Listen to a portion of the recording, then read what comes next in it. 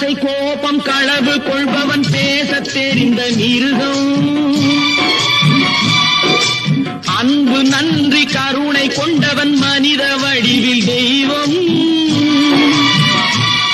இதில் மிருகம் என்பது கள்ள மனம், உயர் தெய்வம் என்பது பிள்ளை மனம்.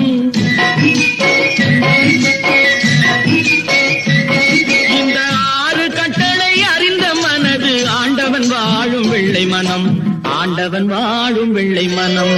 6 மனமே 6, அந்த ஆண்டவன் கட்டளை 6.